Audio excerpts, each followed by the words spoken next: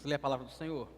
Evangelho de Jesus Cristo, escrito por Mateus, capítulo 6, os versículos 9 e 10. Diz assim: Portanto, vós orareis assim: Pai nosso que estás no céu, santificado seja o teu nome. Venha o teu reino, faça-se a tua vontade, assim na terra como no céu. Amém. Senhor, nós te louvamos pela tua palavra, por estarmos reunidos em tua casa e por tua misericórdia. Suplicamos o teu favor mais uma vez sobre nós. Vem nos edificar, Pai, vem falar conosco, para a glória do nome de Jesus, nós te oramos, Senhor. Amém. Irmãos, na semana passada, nós começamos a tratar sobre esse trecho do Sermão do Monte, onde o Senhor Jesus fala da oração. Na semana passada nós comentamos o modo como ele aborda a necessidade de orarmos, o quanto é necessário, é importante que a gente ore e que a gente tenha a postura correta na hora da oração, né? Lembra que nós comentamos sobre o costume que algumas pessoas tinham de orar em esquinas de ruas movimentadas com o objetivo de chamar a atenção para si. E Jesus diz, olha, isso na realidade é um ato de hipocrisia, não é oração verdadeiramente, né? E ele comentou que quando nós queremos orar, quando nós separamos um tempo para estar com Deus, esse tempo tem que ser um tempo realmente a sós, né? Tem que ser uma hora que a gente desliga o celular, que a gente desliga o WhatsApp, que a gente separe um momento e um local, né? Para estarmos realmente a sós com Deus. E aí orarmos, e aí apresentarmos a Deus os nossos desejos, as nossas lutas, as nossas dificuldades, apresentarmos também a Deus as nossas confissões, né? Alguma coisa que tem faltado muitas vezes em nossas orações, né? Quantas vezes nós oramos durante tanto tempo, mas esquecemos de confessar os nossos pecados, às vezes esquecemos de agradecer a Deus pelo que Ele tem feito. Então, na semana passada nós vimos o quanto é importante orarmos e orarmos da forma correta. Nessa semana, então, nós vamos começar a ver a oração chamada de a oração do Senhor, ou o Pai Nosso, né? O Pai Nosso, irmãos, ele está dividido em 3 partes pelo menos. Um prefácio, uma introdução, né? 6 petições e uma conclusão. Eu dividi para a exposição aqui na igreja em 2 momentos. As 3 primeiras petições e depois as 3 últimas. Então hoje eu vou falar com os irmãos sobre a introdução, esse prefácio, as 3 primeiras petições, e na próxima semana nós vamos comentar sobre as 3 últimas petições e a conclusão. Então é assim que está organizada essa oração do Pai Nosso, né? Uma coisa que precisa ficar clara para nós, irmãos, é que o Pai Nosso é uma oração que não é para se tornar uma espécie de reza. Ela não é para se tornar algo em que haja mágica nessas palavras, nas palavras que foram ensinadas pelo Senhor, né? Na realidade, o que Cristo faz quando ele chega no versículo 9, e ele diz assim, vós orareis assim, Mateus 6, 9. O que ele está falando, o que ele está fazendo, é estabelecendo princípios para que nós possamos orar. É claro, é óbvio que nós podemos orar a oração do Pai Nosso. É claro que nós podemos orar a oração do Senhor. Sim, podemos sim. Ela é uma oração correta, ela foi ensinada pelo próprio Cristo. Mas não há nada de mágico e poderoso nessas palavras. Lembram que na semana passada nós comentamos sobre Cristo dizendo, olha, quando vocês orarem, não fiquem usando de vãs repetições, como aqueles que não conhecem a Deus fazem, achando que pelo muito falar eles serão ouvidos. Ou de alguma forma achando que repetindo e repetindo determinadas palavras, Deus de alguma forma vai se sentir pressionado a fazer o que você quer, como se houvesse algum poder apenas nessa oração, e que a gente pudesse separar um tempo por semana, um tempo por dia, sei lá, e começar a falar o Pai Nosso, uma vez atrás da outra, uma vez atrás da outra. Não foi esse o objetivo de Cristo, ao nos ensinar esta oração. Pelo contrário, o propósito dele era estabelecer princípios para nós, como nós devemos orar, e todos esses princípios estão claramente especificados nessa oração do Senhor. Então não há pecado algum, irmãos, em orarmos a oração do Senhor. Desde que você entenda, desde que você perceba que não é o fato de você pronunciar estas palavras que vai fazer com que a sua oração seja ouvida. Mas sim, se você entende o que está orando, se você está fazendo isso realmente com o coração, se essas palavras são mais do que palavras. Porque se for realmente apenas algo mecânico, eu vou apenas pronunciar essas palavras, não é oração. É o que acontece às vezes quando a gente canta na igreja, por exemplo. Muitas vezes o cântico na igreja acaba se tornando tão mecânico, né? Acaba se tornando uma parte ritual do culto. Mas quantas vezes a gente realmente não presta atenção no que a gente está cantando, né? Quantas vezes a gente realmente não está louvando a Deus? Nós estamos pronunciando palavras, acompanhando o ritmo dos músicos e palavras que a gente conhece. Mas quantas vezes não estamos realmente meditando, pensando naquilo que nós estamos cantando, né? Quando a gente separa as músicas que nós vamos cantar no domingo à noite, a gente tenta ter o maior cuidado, porque aqueles que forem cantar com consciência, né? Aqueles que forem cantar realmente pensando no que estão falando, eles serão edificados por essas palavras. Eles vão aprender com essas palavras. Com certeza, irmãos, se a gente fosse pensar no que foi pregado, no texto que foi pregado, por exemplo, há 7 domingos atrás, nem eu lembro. Nem eu lembro exatamente que texto eu preguei 7 domingos atrás. Mas uma coisa é certa, nós lembramos das músicas. Elas ficam na nossa cabeça, sabe? A vida toda. Então nós precisamos ter músicas e letras que realmente edifiquem a igreja e que glorifiquem a Deus, porque elas ensinam muito e muito mais fixamente na nossa cabeça do que aquilo que é pregado. Aquilo que é pregado, realmente nós conseguimos reter o ensinamento, nós conseguimos reter as lições, mas a música não. A música a gente consegue reter cada letra dela. Sabe o que é cada letra? A gente decora cada letra da música. Então, quando nós cantamos, muitas vezes, nós podemos sofrer a tentação de não louvar realmente, de não cantar com a nossa alma, mas de ser algo mecânico. E é isso que Cristo não quer que aconteça. É isso que a oração do Pai Nosso não pode se tornar algo mecânico, sabe? Algo que a gente acorda, levanta, e enquanto a gente se arruma, já que a gente levantou um pouquinho tarde, porque a gente também deitou um pouquinho tarde, então enquanto a gente se arruma, a gente vai se arrumando e orando. Pai Nosso que estás no céu, santificado seja o teu nome, venha a nós o vosso reino, seja feita a tua vontade. Entenderam? É isso que não faz sentido. Repetir mecanicamente, porque nós já conhecemos, porque está na cabeça. Não há poder nessas palavras, apenas nas palavras, apenas no pronunciá-las. Há poder realmente e há transformação para a nossa vida quando nós entendemos o que estamos falando, quando nós estamos realmente conversando com Deus, quando nós pronunciamos cada uma dessas petições, tendo consciência do que estamos dizendo. Então Cristo começa dizendo que quando nós orarmos, nós vamos, na realidade, dizer assim: Pai nosso que estás no céu. E quando nós falamos sobre um Pai nosso que está no céu, nós precisamos ter consciência, irmãos, que primeiro, nós realmente somos filhos de Deus. É essa pergunta que tem que primeiro saltar à nossa mente quando nós vamos fazer esta oração. Eu realmente sou um filho de Deus? Eu tenho vivido como um filho de Deus?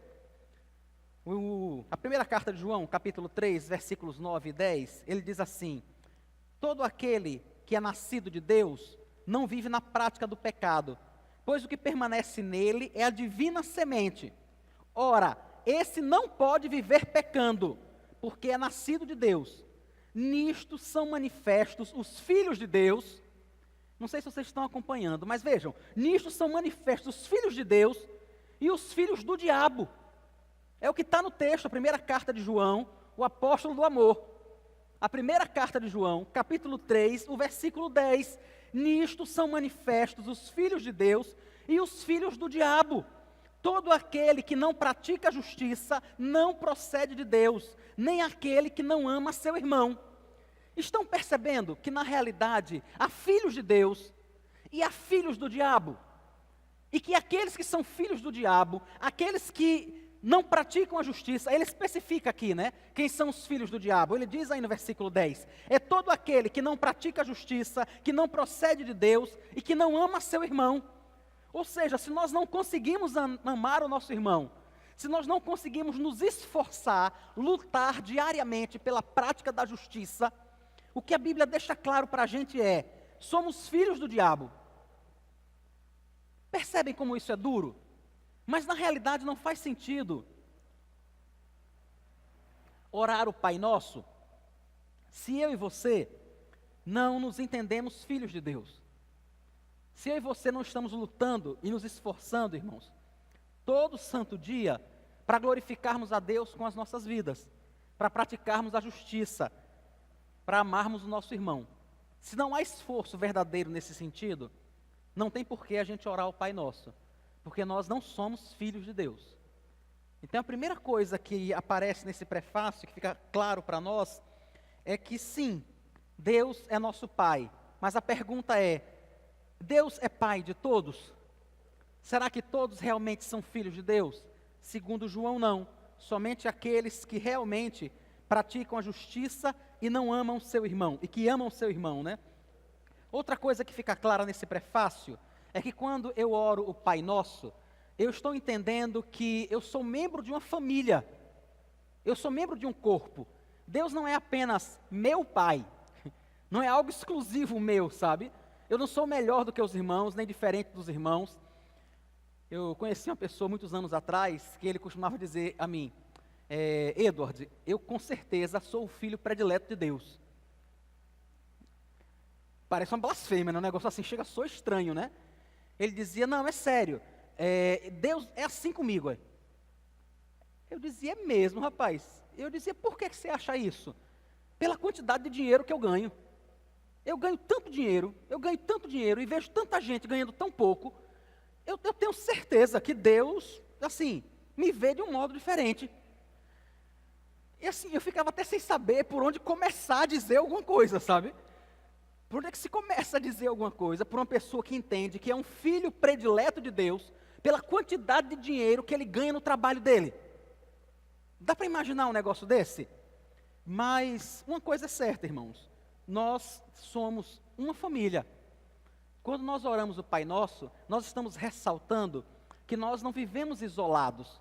Se tem uma coisa que a Bíblia faz, é deixar muito claro para nós o quanto nós somos o corpo de Cristo, o quanto nós precisamos viver como irmãos, o quanto aquilo que eu faço afeta a vida de cada um de vocês, aquilo que você faz afeta a vida da igreja, e o quanto nós estamos juntos, sabe? Da mesma forma que quando um membro do nosso corpo sofre, todos nós sofremos juntos, todos nós, não tem jeito. No culto de oração, isso fica muito claro, né? Quando a gente se reúne aqui na nossa reunião de oração às terças-feiras, que uma pessoa pede oração por seu pai, por sua mãe, por seu filho, por um motivo qualquer, e todos aqueles irmãos se juntam para orar por aquela pessoa. Esse sentimento de corpo, sabe? Esse sentimento de família que a oração do Senhor quer transmitir para nós. Então, quando oramos o Pai Nosso, nós precisamos ter consciência: eu sou filho de Deus. E uma outra coisa que precisa ressaltar para a gente: eu não sou filho único de Deus. Há um povo que convive comigo, há um povo que está caminhando para o céu. Deus me quer tão bem quanto quer a todos os meus irmãos. Deus não quer mais bem a um, Deus não ama mais a um do que ama ao outro. Deus ama a todos os seus filhos de forma igual, porque todos nós somos amados em Cristo. Todos somos amados em Cristo. Não tem como sermos mais amados ou menos amados. Cada um de nós, irmãos, que está aqui, cada um de nós que tem chorado pouco ou chorado muito, que tem sorrido pouco ou sorrido muito, somos todos amados por Deus da mesma forma. No prefácio ainda, uma coisa que aparece muito clara para a gente é que esse Pai, na realidade, é um Pai celeste. Ele diz: Pai nosso que estás no céu. É muito bom, irmão, saber que existe um Pai perfeito que está no céu. Porque nesse mundo, nós não somos pais perfeitos. E nós não temos pais perfeitos. Os nossos pais são extremamente falhos. Nós, como pais, somos extremamente falhos. E muitas vezes, Nós somos tão falhos que dificultamos os nossos filhos de entenderem a perfeição do Pai do céu. Mas quando nós oramos o Pai Nosso, nós podemos confiar plenamente de que há realmente um Pai perfeito, no qual todo pai deveria se espelhar, o qual todo pai deveria procurar imitar. É esse Pai do céu, é esse Pai celeste. Então, quando nós nos chegamos a Ele, irmãos, nós não nos chegamos como às vezes acontece aqui no nosso mundo, né? A gente vai falar com o nosso pai, mas ele está no momento que não quer conversar com a gente. E às vezes por um motivo tão bobo, né? Às vezes ele não quer conversar porque realmente naquele momento tem algo sendo resolvido que é algo muito sério. Mas algumas vezes não. Algumas vezes é algo bobo. Algumas vezes é apenas a final do campeonato brasileiro e o time dele está para cobrar um pênalti. É apenas algo bobo assim. Mas ele não nos dá atenção. Sabe, ele diz assim, mas como, vá? Você só pode falar comigo agora, que é a final do campeonato brasileiro, e que meu time está para bater o pênalti. Será que só pode ser agora? Isso não acontece com Deus, né? Graças a Deus. Em qualquer momento e em qualquer hora, nós podemos dobrar os nossos joelhos e falar com Ele, ou podemos estar caminhando e falar com Ele. Então nós temos um Pai no céu que realmente é um Pai perfeito, que realmente é um Pai celeste. E quando nós nos colocamos diante dele como filhos, precisamos perceber isso. Ele é um Pai perfeito. E é exigido de nós, irmãos, que nós sejamos santos como Ele é. Que nós sejamos filhos perfeitos, buscando dia após dia esta perfeição. Mas vamos à primeira petição? A primeira petição que ele faz está no versículo 10. No versículo 9. Ele diz, Pai nosso que estás no céu, santificado seja o teu nome. O que é que nós estamos pedindo quando nós estamos dizendo ao Senhor, santificado seja o teu nome? O que nós estamos fazendo na realidade, irmãos, é reconhecendo diante de Deus toda a nossa incapacidade de glorificar o nome do Senhor por nós mesmos. De santificar o nome do Senhor na nossa vida, por nossa própria força. Se não fosse o Espírito Santo, irmãos, nenhum de nós estaria aqui nessa noite. Se não fôssemos auxiliados pelo Senhor, se Ele não tivesse mudado o nosso coração, poderia ser que nós estivéssemos pulando o carnaval, ou poderia ser que nós estivéssemos apenas na nossa casa dormindo, ou poderia ser que nós estivéssemos em qualquer outro lugar, menos cultuando a Deus, menos cultuando ao Senhor. Mas quando nós oramos o Pai Nosso, quando nós estamos dizendo, santificado seja o teu nome, o que nós estamos dizendo é, Senhor, por tua graça, e por tua misericórdia, e por teu favor, gere em mim a santidade que há no teu nome. Põe em mim a marca do teu filho, a marca da tua família, de forma que por onde eu andar, as pessoas vejam que eu sou um filho teu, que eu faço parte da sua família, e que aquilo que eu faço glorifica o Senhor. Que as pessoas possam olhar para as minhas obras, e dizer assim, rapaz, não é possível que essa moça haja desse jeito. Não é possível que esse moço haja desse jeito. Isso é Deus. Só pode ser Deus. A gente não diz isso às vezes sobre as atitudes de determinadas pessoas? Não, só pode ser Deus na vida de fulano. É isso que nós estamos dizendo quando nós oramos o Pai Nosso, irmãos. Quando nós estamos dizendo, Senhor, santificado seja o teu nome. Nós estamos dizendo, Jesus, me ajuda, o Senhor conhece o meu coração. O Senhor sabe quantas vezes eu ainda sou inclinado a fazer aquilo que não glorifica ao Senhor. Quantas vezes, apesar de conhecer ao Senhor, o meu coração não foi totalmente mudado.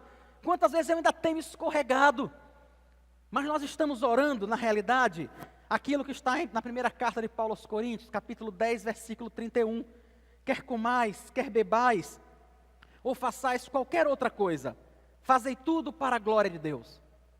É isso que nós estamos dizendo quando dizemos, Senhor, santificado seja o teu nome. O nome de Deus, irmãos, não pode ser mais santo do que é. A santidade de Deus não pode ser acrescentada. Ele é totalmente santo, Ele é completamente santo. Não há nada e nem ninguém mais santo do que Deus. Por isso, quando nós pedimos que o nome dele seja santificado, não é que a sua santidade seja acrescida, mas é que a santidade dele seja refletida em nossa vida. de forma que as pessoas possam olhar as nossas boas obras e glorificar o nosso Pai que está no céu. Como é que isso acontece? Como é que isso pode se dar? Paulo explica isso quando ele fala aos Romanos, capítulo 12, no versículo 1. Ele diz assim: e não vos conformeis com este século, mas transformai-vos pela renovação da vossa mente. Não se conforme com esse século, mas seja transformado. Isso é o resultado de quem ora, santificado seja o teu nome. Isso é o resultado, ter a nossa mente transformada.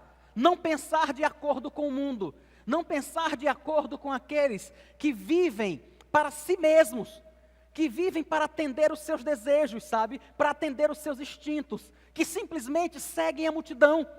É isso que nós estamos dizendo. Quando nós oramos, Senhor, santificado seja o teu nome, nós estamos dizendo, Senhor, por favor, transforme a minha mente pela renovação do meu entendimento, transforme a minha vida, que o teu Espírito Santo traga todo pensamento cativo aos pés de Cristo, que o modo como eu pensava casamento antes, como eu entendia casamento, que seja transformado pela tua verdade, agora que eu conheço ao Senhor. É isso que nós estamos orando, irmãos, quando nós dizemos santificado seja o teu nome.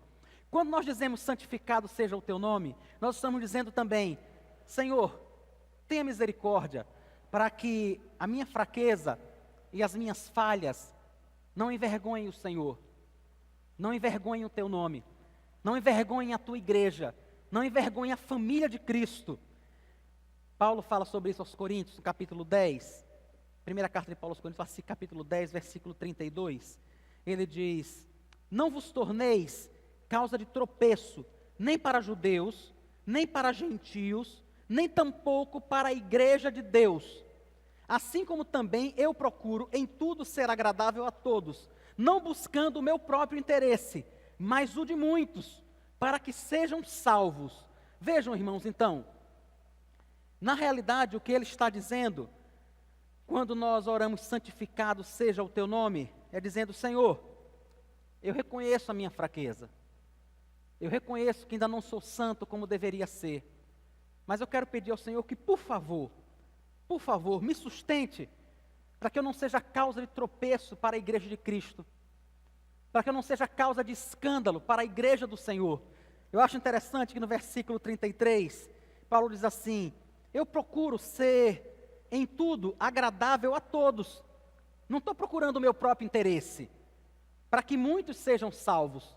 O que Paulo está dizendo é, tem muitas coisas que eu poderia fazer, que talvez não sejam pecaminosas, mas que eu evito fazer para não trazer escândalo à igreja de Cristo, para não entristecer um irmão, sabe, para não entristecer a igreja, para que daqui a pouco alguém no meu trabalho não olhe para mim e diga assim, você não disse que é crente, rapaz?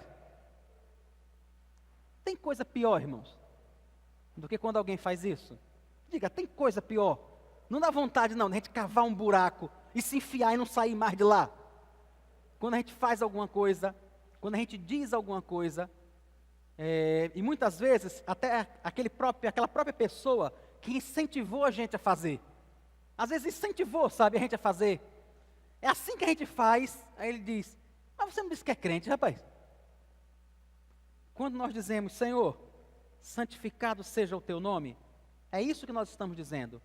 Senhor, me guarde de ser tropeço para a igreja de Cristo, me guarde de ser tropeço para minha filha, para o meu filho, para minha esposa, para o meu esposo, para todos que estão ao meu redor, para aqueles que estão olhando a minha vida.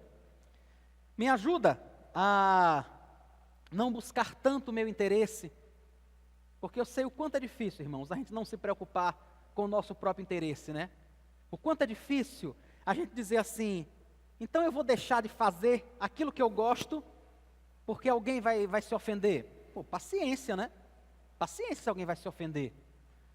Quando nós oramos o Pai Nosso, que nós estamos dizendo, santificado seja o teu nome, é isso que nós dizemos ao Senhor. Senhor, tenha misericórdia, para que os meus interesses tenham menos valor do que o interesse pela tua igreja, do que o interesse pela consciência do meu irmão, sabe?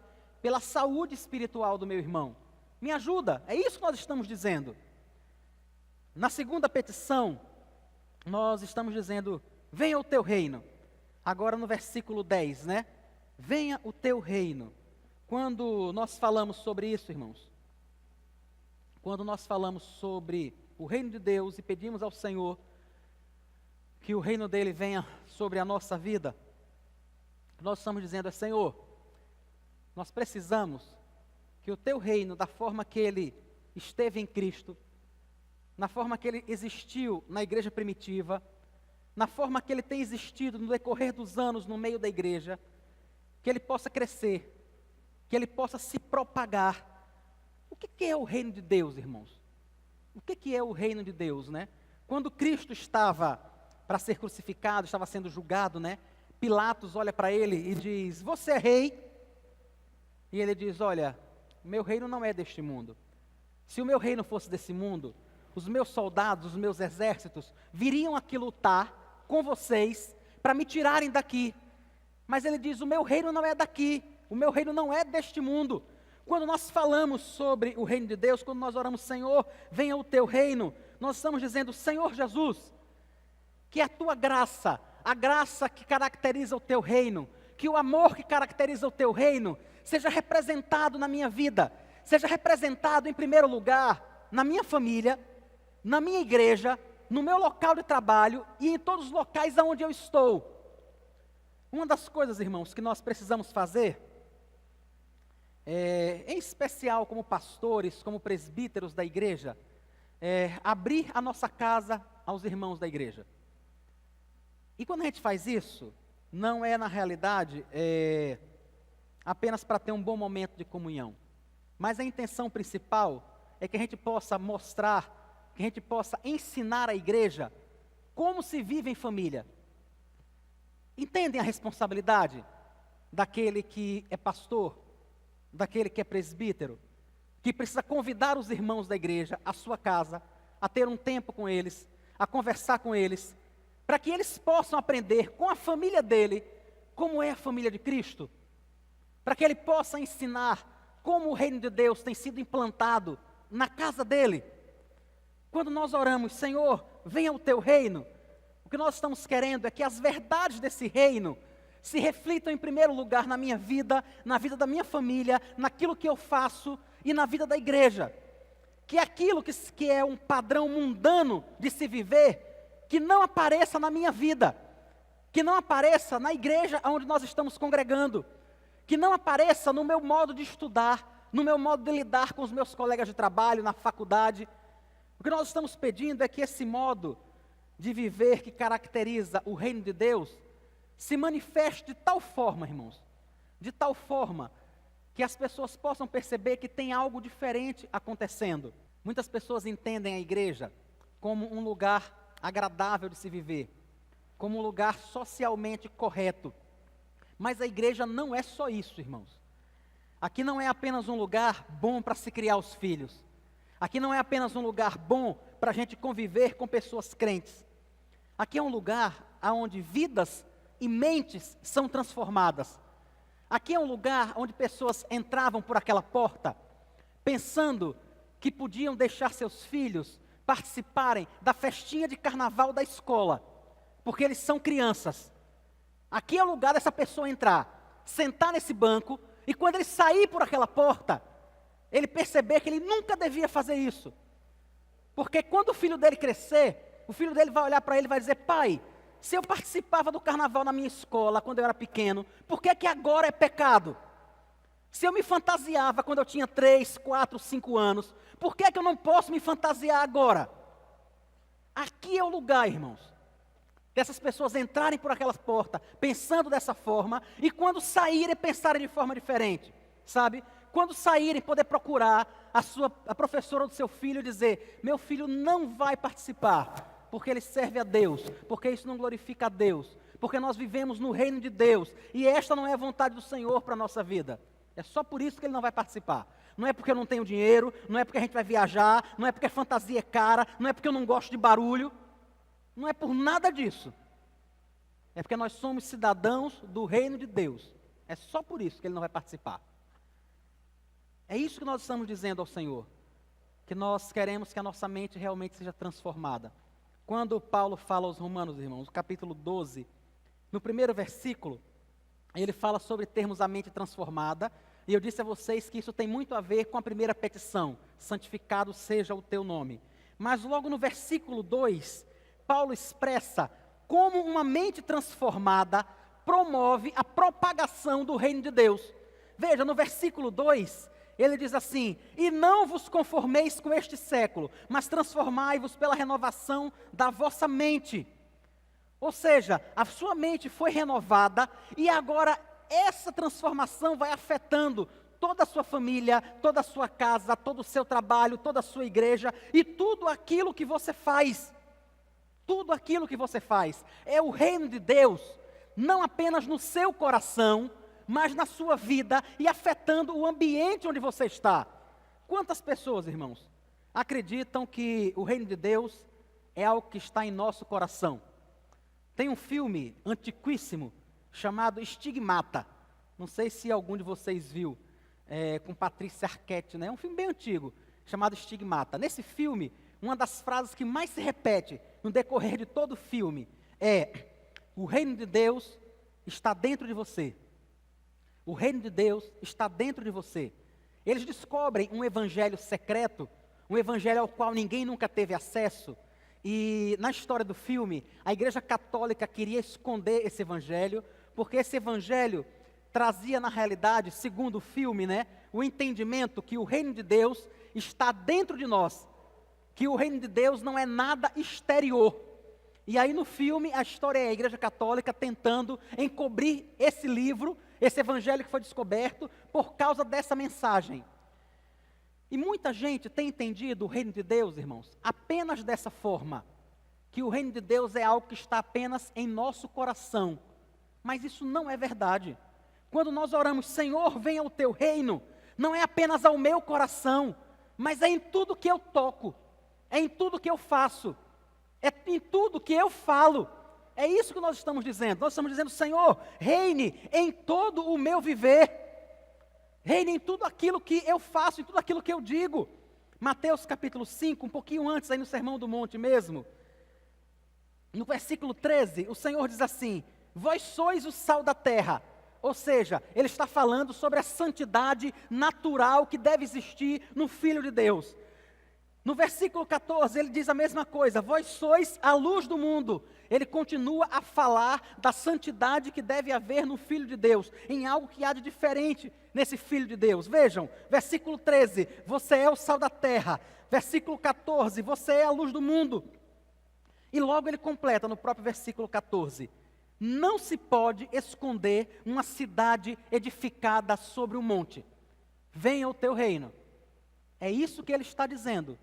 Não dá para esconder o reino de Deus trancado no seu coração, se ele não se reflete na sua vida. É isso que Jesus está dizendo: você é a luz do mundo. Você já imaginou alguém acender uma luz e botar embaixo da cama? A não ser que seja naquele momento para procurar alguma coisa que se perdeu embaixo da cama. Por que alguém faria isso? Por que iria acender uma luz e deixar embaixo da cama? Ainda mais, irmãos, nos tempos de Cristo, aonde a energia não era tão fácil como é para a gente agora.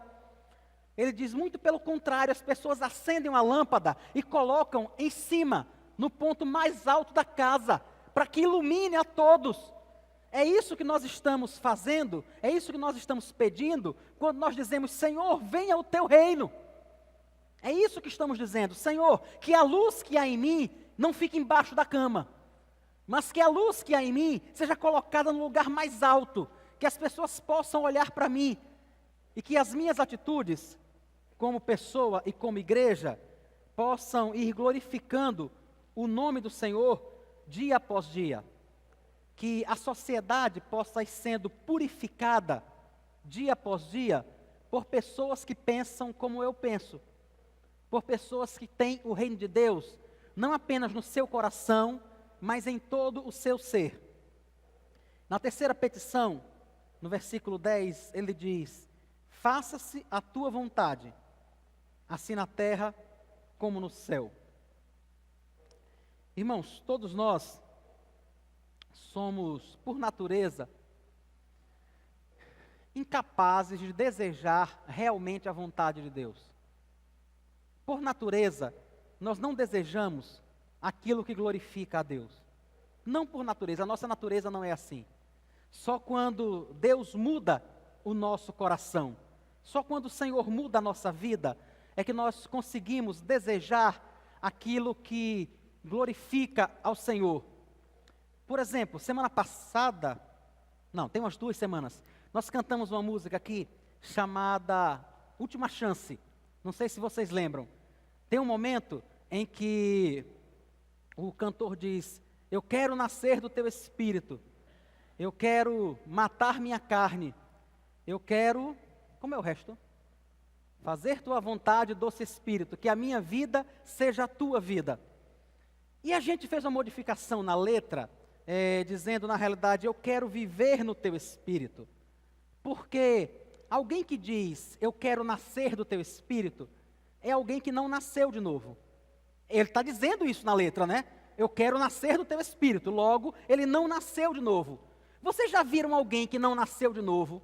Alguém que não conhece a Cristo, está implorando, eu quero nascer do teu espírito, eu quero matar minha carne, fazer tua vontade, doce espírito, que a minha vida seja a tua vida. Aonde? Aonde que alguém que não nasceu de novo, que não conhece a Cristo, vai fazer isso? De jeito nenhum, irmão. A vontade dele é atender os desejos de sua carne. A vontade de quem não nasceu de novo é essa. Somente quem nasceu de novo pode clamar, pode orar o Pai Nosso e dizer: Senhor, santificado seja o teu nome, venha o teu reino, seja feita a tua vontade. Só quem nasceu de novo. Mas quando nós nascemos de novo, nós podemos realmente orar isso. Nós podemos realmente dizer: Senhor, que seja feita a tua vontade acima da minha vontade. O Senhor sabe que não era isso que eu queria. O Senhor sabe que não era isso que eu desejava para a minha vida, para a vida do meu filho, para a vida da minha esposa, do meu esposo. Não era isso que eu desejava. Mas eu quero muito mais que seja feita a tua vontade do que a minha. Eu quero que na realidade a tua vontade seja feita na minha vida como ela é feita no céu. Como é que a vontade do Senhor, irmãos, é realizada no céu? Não dá para imaginar? Dá para você imaginar, por exemplo, Deus dizendo a um anjo: olhe, vá dar um anúncio a Maria, diga a Maria que ela vai gerar em seu ventre o meu filho. Deus chama Gabriel e diz: Gabriel, diga a Maria que ela vai gerar no ventre o meu filho. Não dá para você imaginar Gabriel chegando e dizer: Senhor, você não pode mandar Miguel não? E Deus dizer: por que, Gabriel? Não, eu estou fazendo outra coisa. Eu estava pensando em fazer isso ou aquilo. Não dá para imaginar uma espécie de diálogo desse no céu. Deus chamando Miguel, dizendo: Miguel, vá levar uma mensagem para Daniel. Tem 21 dias que Daniel ora e jejuma. E ele precisa receber uma mensagem. Vá levar a mensagem para ele. E aí Miguel chega e diz: não, Senhor, eu não vou não. Gabriel não já foi? Por que Gabriel não resolve? Ele não já foi. O Senhor quer que eu vá também? Dá para imaginar esse tipo de discussão no céu? Isso não acontece, irmãos. A vontade de Deus é realizada no céu de forma perfeita, de forma completa, de forma inquestionável. Por isso é que é céu. Por isso é que as coisas lá funcionam bem e perfeitamente. Quando nós oramos: Senhor, que seja feita a tua vontade assim na terra como no céu, o que nós estamos pedindo a Deus é que Ele tire de nós toda cegueira, que Ele tire de nós, irmãos, toda indisposição, que Ele tire de nós toda perversidade do nosso coração, para que a gente realmente deseje a sua vontade, para que a gente realmente queira a sua vontade muito mais do que a nossa. Porque se Ele não tirar isso do nosso coração, se Ele não tirar essa cegueira de nós, a gente vai continuar achando que a nossa vontade é o melhor. O tempo todo. Eu fico lembrando de Jaime Kemp, é um irmão que escreve sobre família, né? Um dos primeiros livros dele, eu acho que o livro é Eu Amo Você, Namoro, Noivado, Casamento e Sexo. O Jaime Kemp ele conta, né? Que quando ele está no seminário, que ele começa a receber cartas de sua namorada e as cartas começam a ficar cada vez menos, né? Vão ficando cada vez mais rarefeitas, cada vez menos cartas, até que um dia, depois de vários meses, ele recebe uma carta e ele percebe que o conteúdo ali não deve ser bom. Ele não abre a carta, ele se ajoelha e ora, e ele diz: Senhor, que seja feita a tua vontade, Pai. Eu não sei o que tem dentro dessa carta. Que seja feita a tua vontade. E que a sua vontade seja Judite. Era o nome da moça que ele namorava. Que seja feita a tua vontade. E que a sua vontade seja Judite. E aí ele abre a carta, a Judite estava terminando com ele. E ele conta o quanto ele ficou chateado com Deus. O quanto ele se sentiu traído por Deus. E ele diz: eu fiz a minha parte, eu vim para o seminário. O senhor não queria, não me chamou para ser pastor. Eu vim para o seminário. Aí o senhor acaba com o meu namoro. Aí a Judite me dispensa. Quando nós dizemos: Senhor, venha o teu reino, nós estamos dizendo: Senhor, me permita perceber que se não for a Judite, o Senhor preparou alguém que é a tua vontade para a minha vida. Se não é esta pessoa, tem uma pessoa preparada pelo Senhor. Não tem que ser apenas quem eu quero, da forma que eu quero, e na hora que eu quero. Porque nós não conseguimos perceber, nós não conseguimos ver, irmãos, como Deus vê. Quando nós oramos: Senhor, venha o teu reino, nós estamos reconhecendo essa limitação, essa fraqueza, e estamos colocando toda a nossa confiança em Deus. Toda a confiança. Minha mãe, irmãos, separou-se de meu pai, eu tinha 7 anos. E foi um momento extremamente difícil, complicado demais. A gente saiu de Salvador só com a roupa do couro, para ir aventurar a vida no Rio de Janeiro. Minha mãe foi cobradora de ônibus muito tempo, aí não tinha como voltar para casa, dormia dentro dos ônibus. Era uma vida difícil. Eu fiquei numa casa que recebia crianças, tipo um lar, alguma coisa assim, que cuidavam de crianças, uma espécie de uma creche particular. Na realidade era um casal idoso que recebia crianças. Eu fiquei numa casa, minha irmã ficou numa casa em outro bairro, minha mãe trabalhando a semana toda como cobradora. Eita, momento complicado. E eu lembro que nos poucos momentos que a gente tinha com minha mãe, às vezes, ela sempre dizia assim para a gente: olhe, já está melhorando, confie, mamãe. Confie, mamãe, que mamãe está fazendo tudo para a gente ficar junto. Daqui a pouco vai dar certo. Daqui a pouco a gente vai estar junto. Confie. Isso eu com 8, 9 anos. Minha irmã tinha 2 anos a menos do que eu. Interessante, irmãos, como nós confiávamos. Hoje eu sei o quanto ela não podia garantir o que ela estava dizendo. O quanto aquilo era muito mais de desejo do que convicção de que as coisas realmente iam mudar, sabe? Hoje eu sei disso. Ela realmente era extremamente limitada e ela não podia dizer tudo aquilo que ela estava, não podia garantir tudo aquilo que ela estava dizendo. Mas era o desejo do coração dela e eu confiava naquilo. Eu simplesmente confiava naquilo que ela dizia. E aquilo me tranquilizava. Quando ela me deixava de novo naquela casa, para passar mais uma semana ali com um monte de crianças, e aquelas pessoas que eu nunca vi, eu sabia que minha mãe estava fazendo alguma coisa para que aquilo mudasse. Quando nós oramos a Deus e dizemos: Senhor, seja feita a tua vontade, o que nós estamos dizendo é: Senhor, eu não sei porque que eu estou passando isso. Eu não sei porque que eu estou com essa doença, porque que eu estou nesse hospital, porque que esse tipo de coisa está acontecendo comigo. Mas o que eu estou dizendo ao Senhor é que eu confio no Senhor. Eu sei que o Senhor está fazendo o melhor por mim. Eu sei que enquanto eu descanso no Senhor, o Senhor está cuidando da minha saúde. O Senhor está cuidando da minha família. O Senhor está cuidando do meu emprego. É isso que nós estamos dizendo a Deus quando nós oramos: Senhor, seja feita a tua vontade, assim na terra como no céu. Quando nós oramos isso, nós estamos completando, irmãos, o entendimento do salmista. Quando no Salmo 37, versículo 4, ele diz assim: agrada-te do Senhor, e Ele satisfará os desejos do teu coração. Eu lembro muitas vezes, quando a gente é adolescente, a gente dizia assim: rapaz, eu vou eu vou ficar feliz com a vontade de Deus, porque Ele vai fazer o que eu quero. Quantas vezes, sabe, adolescente, 13, 14, 15 anos, né? Na igreja, a gente pensava dessa forma. A gente dizia, rapaz, vamos ficar alegres com a vontade de Deus. Não, não fique triste não. Vamos ficar alegres com a vontade de Deus. Ele vai fazer o que a gente quer. Na nossa mente de adolescente, a gente podia manipular Deus. A gente podia ficar alegre com a vontade dele, mas isso era só por um motivo. Para Ele fazer o que a gente queria. Quando na realidade o que o salmista está dizendo fique feliz com a vontade de Deus. Entenda que a vontade de Deus é boa para a sua vida. No dia que você entender que a vontade de Deus é boa para a sua vida, então os desejos do seu coração serão satisfeitos. Por quê, irmãos? Que os desejos do coração serão satisfeitos? Porque os seus desejos são os desejos dele. Porque você ama a vontade dele. Porque o que você deseja é a vontade do Senhor na sua vida. É por isso que os desejos do seu coração serão satisfeitos. Quando a vontade do Senhor for prazerosa para você.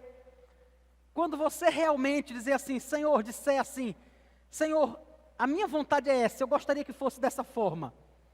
Mas se a tua vontade for outra, que seja feita ela na minha vida.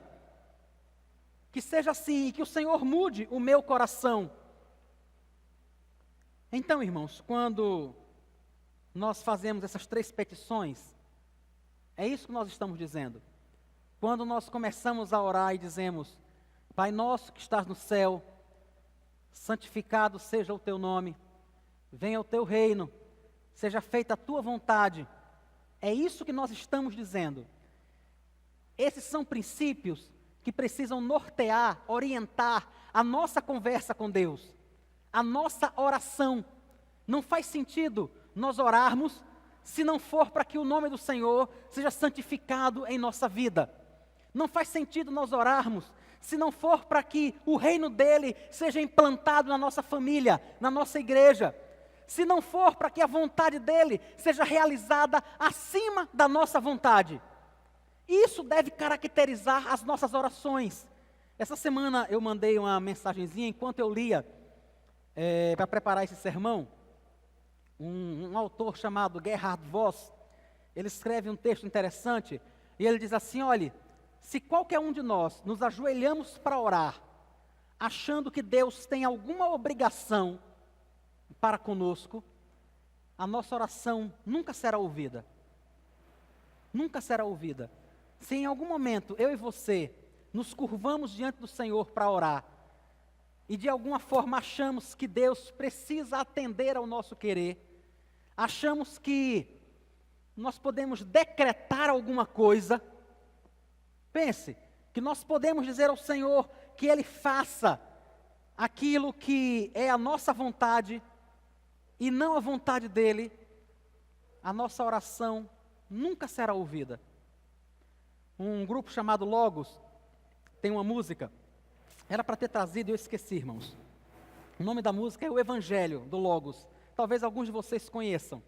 Mas nessa música, eles dizem mais ou menos assim, eu fico espantado o quanto o Evangelho mudou. Hoje, quem é servo se acha Senhor e diz a Deus o que Ele tem que fazer. Ou seja, ele está falando daquilo que ficou conhecido no meio evangélico como a confissão positiva, né? Você precisa confessar, dizer, porque nas suas palavras tem poder. Você vai falar e aquelas coisas vão acontecer, porque há poder no que você diz. E quando você diz, Deus vai fazer. A irmã Sérvula, quando recebeu esse texto, ela me mandou uma outra mensagenzinha dizendo assim, pastor, recentemente eu ouvi o bispo Edir Macedo dizendo que quando você dizima, você gera uma obrigação em Deus. Deus agora tem uma obrigação de te abençoar. Porque Ele disse lá em Malaquias que Ele vai fazer as coisas prosperarem e darem certo na sua casa. Qualquer um de nós, irmãos, que entenda dessa forma, sabe? Que pense que Deus tem alguma obrigação, de que Ele tem que fazer a minha vontade e não a dEle, nós nunca vamos orar de forma correta.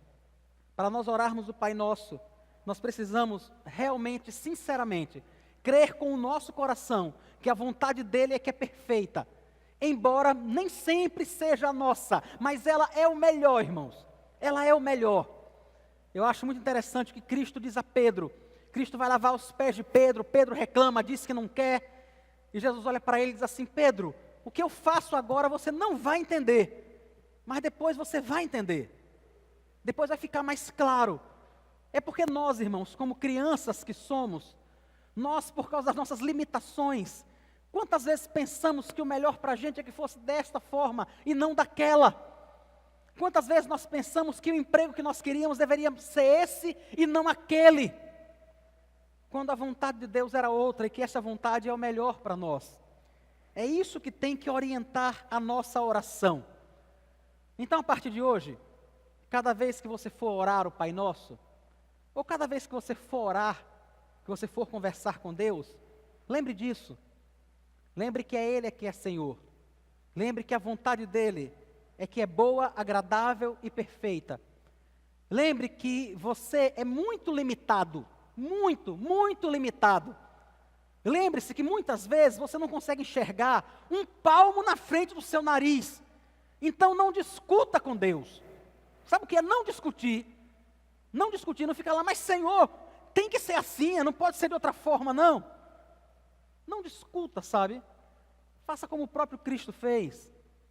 Senhor, eu queria que fosse assim, mas que seja feita a tua vontade, e não a minha. Dessa forma a nossa oração será realmente atendida. Nessa forma nós poderemos no final da oração dizer: Pai, nós te oramos em nome de Jesus. Ou seja, nós vamos dizer, nós estamos orando da mesma forma que Jesus oraria. Nós estamos pedindo ao Senhor para a nossa vida a mesma coisa que o Senhor Jesus pediria. Isso é orar em nome de Jesus.